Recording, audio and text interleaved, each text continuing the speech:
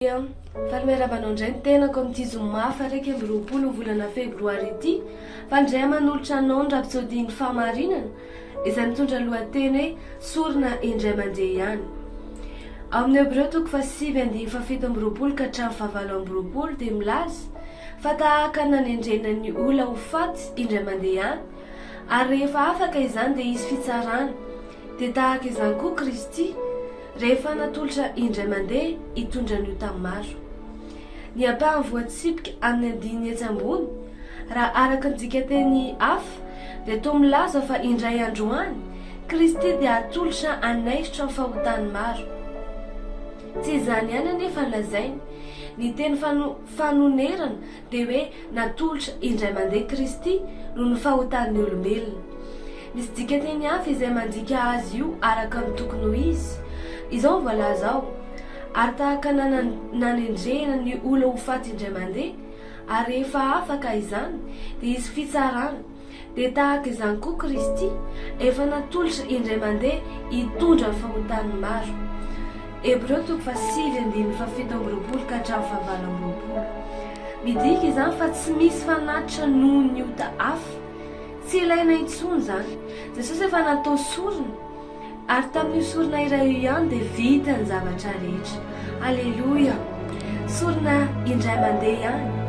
Ny andiny 4:20 eo aloha dia milaza hoe efa naseho mba hanafaka ny ota tamin'ny nanaterany ny tenany. Izy no fanatitra, nanao sorona ny tenany izy, fa tsy zavatra hafa, tsy olo-kafa. Hoy ny Hebreo 10:12 ka hatramin'ny 14. Fa izy kosa rehefa nanao fanatitra iray monja ho mandrakizay noho ny ota dia efa mipetraka eo amin'ny tanana ankavanan'Andriamanitra. Fa fanatitra iray ihany no efa nanatanterahany ho mandrakizay izay olona amasinina. Efa nanatanteraka anao ho mandrakizay izy tamin'ny fanatitra iray. Talohany nahatongavan Jesosy dia nanao fanatitra isan-taona ny Jiosy tamin'ny firenena rehetra. Be dia be ny zanak'ondry novonoiny, fa Jesosy dia tonga tahaka ny zanak'ondrin'Andriamanitra, tsy nisy ota, fanatitra tsy misy kileny, mba anatanteraka ireo izay anantona azy. Rehefa nahita azy Jaona mpanao batisa dia niantsoantso hoe indro ny zanak'ondrin'Andriamanitra izay manaisitra ny fahotany zao toa zao. Ao amin'ny Jaona 1:7 nahitantsika an'izay. Amin'izao fotoana izao tsy mila olona voasazy na ampandalovina endrika famaizana noho ny amin'ny fahotany intsony.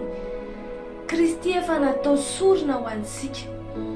Ny Hebreo 10:4 ka hatramin'ny 10 dia milaza amintsika ny zavatra miavaka tsara. Izao ny voalaza ao, fa tsy mahaisitra ny ota ny rahan'omby sy ny rahan'osy lahy. Koa noho ny niditra tamin'izao fiainana izao izy dia nanao hoe ny fanatitra alatsa-drà sy ny fanatitra hohanina tsy mba nilainao, fa ny tena no nanamboaranao ho ahy. Dia hoy indray izy, ity aho tonga anao sitraponao. Amin'izany sitrapo izany no nanamasinana antsika tamin'ny nanaterany ny tenan Jesosy Kristy Indray Mandeha. Tsy ho ampy na oviana ny sorona ataonao.